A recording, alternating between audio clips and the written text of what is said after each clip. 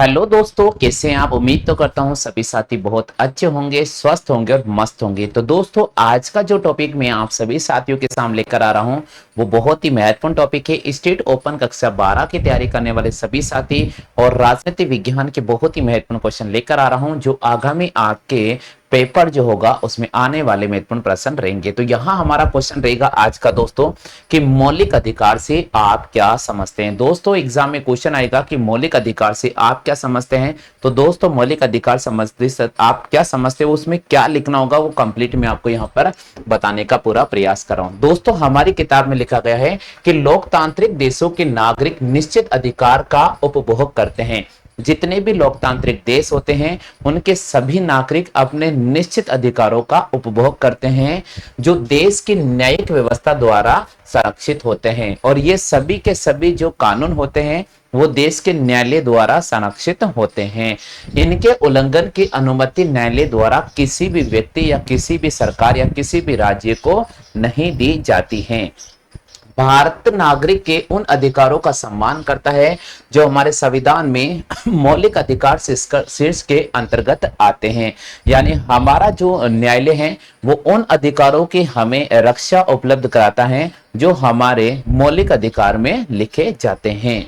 तो दोस्तों, पाठ में मौलिक अधिकारों से संबंधित अपन महत्वपूर्ण कानून पढ़ेंगे। मौलिक अधिकार कितने प्रकार के होते हैं वो सारा का सारा इस वीडियो के माध्यम से आपको मैं बताने का पूरा प्रयास करूंगा। तो चलते हैं साथियों आज के इस टॉपिक की बहुत ही महत्वपूर्ण क्लास। दोस्तों, यहां पर पहला पॉइंट आ रहा है आपके सामने कि मौलिक अधिकार का अर्थ एवं उनका महत्व। पहला पॉइंट आ रहा है कि मौलिक अधिकार का अर्थ क्या है और उनका महत्व क्या है। तो चलिए साथियों, मैं आपको यहां पर समझाने का पूरा प्रयास करता हूं। वे अधिकार जो संविधान में वर्णित हैं मौलिक अधिकार कहलाते हैं। यानी जो अधिकार हमारे संविधान में लिखे जाते हैं उन्हें हम मौलिक अधिकार कहते हैं। वे अधिकार जो हमारे संविधान में लिखे जाते हैं उन्हें हम मौलिक अधिकार कहते हैं। ये अधिकार सभी नागरिकों के शारीरिक, मानसिक तथा नैतिक विकास को पूर्ण रूप से सुनिश्चित करते हैं। यानी ये वे अधिकार होते हैं जो सभी लोगों के शारीरिक, मानसिक और नैतिक रूप से पूर्ण रूप से सुनिश्चित करते हैं। वे उन सभी आधारभूत स्वतंत्रता और शर्तों को समाहित करते हैं जो एक उचित रहन सहन के लिए आवश्यक होता है। मौलिक अधिकार देश में अल्पसंख्यकों के बीच एक सुरक्षा का एहसास भी पैदा करते हैं। आप सभी को पता होगा साथियों कि मौलिक अधिकार उन सभी लोगों को भी एक विशेष रूप से देश में रहने की इजाजत देता है, उनको सुरक्षित रखने को महसूस कराता है। क्योंकि दोस्तों, अगर देश में किसी भी समुदाय की अगर जनसंख्या बहुत कम है, जिसको अपन अल्पसंख्यक बोलते हैं, तो उनको रहने का अधिकार भी कौन देता है? मौलिक अधिकार देता है। वे बहुसंख्यकों के शासन के लिए लोकतांत्रिक वैधता की रूपरेखा प्रतिस्थापित करते हैं। आधारभूत अधिकार जैसे भाषण, अभिव्यक्ति की स्वतंत्रता बिना कोई लोकतंत्र कार्य नहीं कर सकता है। दोस्तों, मौलिक अधिकार के अंतर्गत व्यक्ति को बोलने का अधिकार मिलता है, व्यक्ति को घूमने का अधिकार मिलता है, व्यक्ति को खाने का अधिकार मिलता है, व्यक्ति को रहने का अधिकार भी मिलता है। चलिए साथियों आगे बढ़ जाते हैं।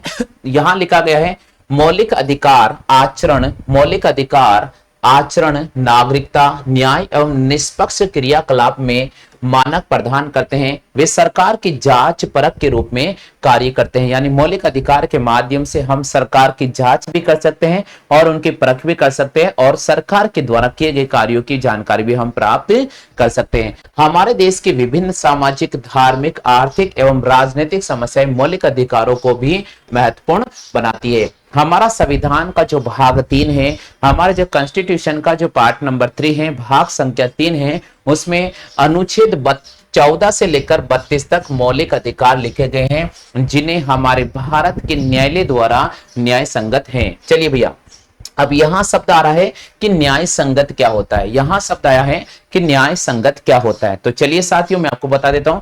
इसका अर्थ होता है कि यदि इन अधिकारों का उल्लंघन सरकार या किसी अन्य द्वारा किया गया हो तो व्यक्ति अपने मौलिक अधिकारों की रक्षा के लिए उच्चतम न्यायालय या उच्च न्यायालय में जा सकता है।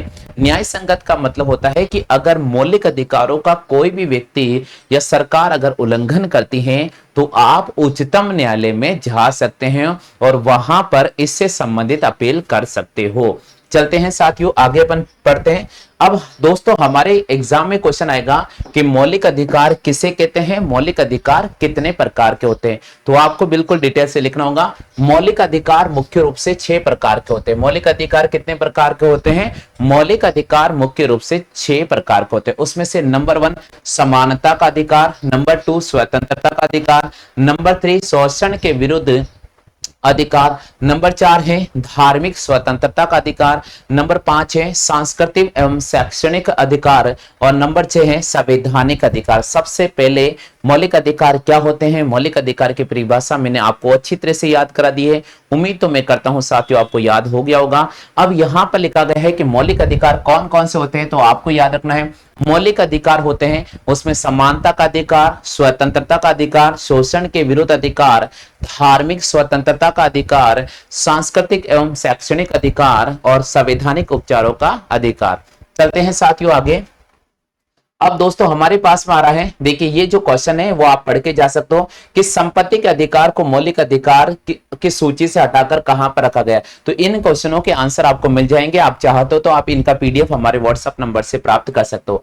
चलिए भैया बात करते हैं। सबसे पहला पॉइंट आ रहा है समानता का अधिकार। सबसे पहला पॉइंट आया हमारा समानता का अधिकार।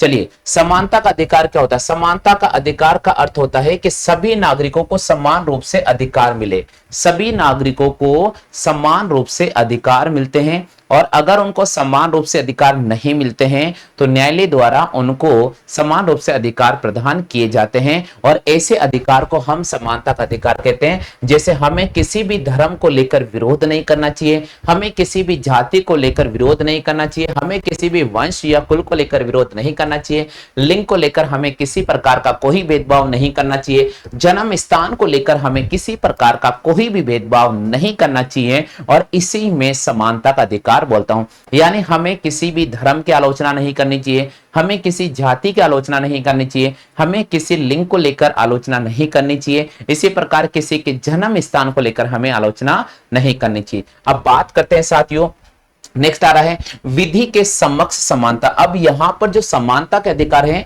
दोस्तों, आपको भारत के जो न्यायालय द्वारा एक व्यक्ति को 5 प्रकार की समानता दी जाती है और वो 5 प्रकार की समानता कौन कौन सी है, इसमें नंबर 1 बात करता हूं तो सबसे नंबर 1 आता है विधि के समक्ष समानता। नंबर 1 की बात करो, विधि के समक्ष समानता। इसका अर्थ क्या होता है कि संविधान के अनुसार भारतीय क्षेत्र के अंदर राज्य के किसी भी व्यक्ति को विधि के समक्ष समानता का समान सुरक्षा देने या अस्वीकार नहीं कर सकता। यानी इसमें यह लिखा गया है कि भाई भारत के अंदर निवास करने वाले प्रत्येक व्यक्ति को, भारत के अंदर निवास करने वाले प्रत्येक व्यक्ति को, चाहे वे किसी भी राज्य में निवास कर रहा हो, उसको समानता की सुरक्षा देना है और उसके लिए कोई भी मना नहीं कर सकता है। आगे लिखा गया है विधि के समक्ष समानता का अर्थ होता है कि कोई भी व्यक्ति विधि के ऊपर नहीं है, यानी कोई भी व्यक्ति कानून के ऊपर नहीं है। चाहे सरकार की मैं बात करूं, सरकार भी कानून से ऊपर नहीं है, सरकार भी कानून से ऊपर नहीं है। तो यानी कोई भी व्यक्ति विधि के ऊपर नहीं है और सभी कानून के समक्ष समान है। हर व्यक्ति को न्यायालय जाने का समान अधिकार प्राप्त है, हर व्यक्ति को न्यायालय जाने का समान अधिकार प्राप्त है। आगे लिखा गया है विधि के समक्ष समान सुरक्षा का अर्थ होता है कि अलग अलग समुदाय के 2 व्यक्ति एक ही अपराध करते हैं तो दोनों को एक समान रूप से दंड दिया जाने का प्रावधान रखा जाएगा। उसमें जाति, धर्म, लिंग और जन्म स्थान को लेकर भेदभाव नहीं किया जा सकता है। ठीक है भाई, आगे चलते हैं। नेक्स्ट पॉइंट आ रहा हमारे पास में, अगला पॉइंट आ रहा साथियों कि धर्म, वंश, जाति, धर्म, वंश, जाति, लिंग, जन्म स्थान के आधार पर हमें किसी प्रकार का कोई भी भेदभाव नहीं करना चाहिए। तो यहां लिखा गया है किसी भी नागरिक को सार्वजनिक मनोरंजन दुकानों तथा भोजनालय में जाने के लिए कोई भी व्यक्ति मना नहीं कर सकता है। इसके तहत राज्य की कोष से पूर्णतः एवं आंशिक रूप से प्रतिबंधित कुओं, तालाब और स्थानीय घाटों पर जाने के लिए भी उसे कोई मना नहीं कर सकता है। यानी कोई भी व्यक्ति, चाहे वे किसी भी जात से हो, किसी भी धर्म से हो, अगर वे महिला हो या पुरुष हो, आप किसी को कहीं पर भी घूमने के लिए मना नहीं कर सकते हैं। आगे लिखा गया हालांकि राज्य महिलाओं, बच्चों और अनुसूचित जाति, अनुसूचित जनजाति तथा अन्य पिछड़ा वर्गों के लोगों के लिए एक विशेष प्रावधान बनाने के लिए कार्य कर रहा है और राज्य के इन वर्गों के लिए शैक्षिक संस्थाओं में स्थान आरक्षित कर सकता है, शुल्क में छूट दे सकता है और विशेष ट्रेनिंग कक्षाओं का प्रबंध कर सकता है। ये भी हमारे पास में विधि के समक्ष समानता उपलब्ध कराता है। चलिए साथियों, नेक्स्ट पॉइंट आ रहा है, तीसरा पॉइंट आ रहा है सार्वजनिक अवसर के विषय। इसका मतलब यहां पर यह लिखा गया है कि भाई किसी भी व्यक्ति को भारत के अंदर अगर कोई कंपटीशन पेपर की वे तैयारी कर रहे हैं तो उसके लिए जो जॉब होगी वो एक सार्वजनिक होगी, यानी सभी को समानता के अधिकार पर उसके अंदर जॉब दी जा सकती है। यहां लिखा गया है कि हमारा संविधान सभी नागरिकों को सार्वजनिक सेवाओं की नियुक्ति या रोजगार के संबंध में समान अवसर प्रदान कराता है।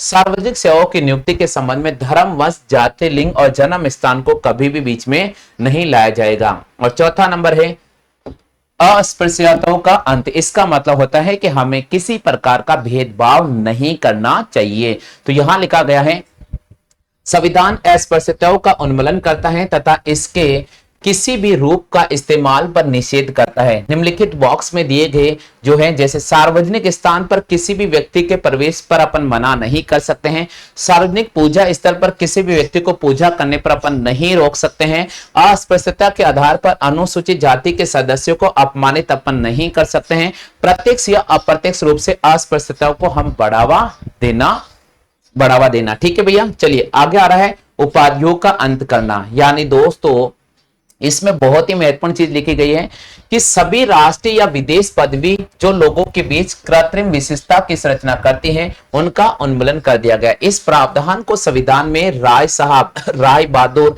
जैसे पदवी जो कुछ भी भारतीयों उपनिवेश शासन में प्रभावकारी सहयोग के लिए ब्रिटिश सरकार द्वारा जो पुरस्कार में दी गई थी उनको दूर करने के लिए इस कानून को लाया गया था। यानी अब इस प्रकार के जो जितने भी उपाधियां थी उनको खत्म कर दिया गया। अब केवल हमारे भारत में जो व्यक्ति श्रेष्ठ काम करता है उनको पद्म विभूषण, पद्मश्री, परमवीर चक्र इत्यादि प्रदान कर सकते हैं, परंतु उन्हें उपाधि के रूप में इस्तेमाल नहीं किया जाएगा। हाँ भाई, यहां तक सभी के क्लियर हो चुका है? जल्दी से बताइएगा। तो यहां क्वेश्चन आएगा मौलिक अधिकार से आप क्या समझते हैं, और मौलिक अधिकार से संबंधित जो भी जानकारी मैंने आपको दी है उम्मीद तो करता हूं साथियों अच्छी तरह से याद होगी। ठीक है भाई, सभी को याद हो गई। चलो अब अगला पॉइंट आ रहा है स्वतंत्रता का अधिकार। दोस्तों यहां समझने का प्रयास करें, स्वतंत्रता का मतलब हमें जीने का अधिकार मिलना चाहिए और मिलता भी है भाई मौलिक अधिकार में। तो यहां लिखा गया है एक सच्चे लोकतंत्र की प्रमुख आधारभूत विशेषता ये होती है कि हमारा संविधान भारत के नागरिकों को स्वतंत्रता का अधिकार 6 प्रकार की स्वतंत्रता उपलब्ध कराता है। और उनमें जो 6 प्रकार की स्वतंत्रता है उनकी अगर मैं बात करूं तो सबसे पहला नंबर होगा भाषण तथा अभिव्यक्ति की स्वतंत्रता। दूसरा होता बिना हथियार शांतिपूर्ण ढंग से जुलूस निकालने की स्वतंत्रता। तीसरा होता है संघ और संगठन बनाने की स्वतंत्रता। चौथा है भारत में कहीं भी स्वतंत्र रूप से जाने की स्वतंत्रता। पांचवा है भारत के किसी भी भाग में रहने और जीविका उत्पादन, यानी भाग में वहां रह सकता है और अपनी जीविका के लिए कोई भी कार्य कर सकता है, उसके लिए स्वतंत्र है। किसी भी कार्य, व्यापार, व्यवसाय, नौकरी करने की स्वतंत्रता। ये इस प्रकार के हमारे भारत के संविधान के मौलिक अधिकारों में हमें प्रमुख रूप से 6 प्रकार की स्वतंत्रता दी गई है। हो गया भैया, क्लियर हो गया? तो आज के इस टॉपिक में मैंने आपको मौलिक अधिकार से संबंधित पढ़ाया है। उम्मीद तो करता हूं साथियों आपको बहुत अच्छी तरह से समझ में आ गया होगा। वीडियो अगर पसंद आता है तो लाइक कर दीजिएगा, शेयर कर दीजिएगा। पहले बार अगर चैनल पर विजिट कर रहे हैं तो बिल्कुल चैनल के सदस्यता ग्रहण कर लीजिएगा। अगला वीडियो में लेकर आ रहा हूं आपके सामने और चैप्टर नंबर 7 के जो इंपॉर्टेंट क्वेश्चन है वो मैं आपको बताने जा रहा हूं।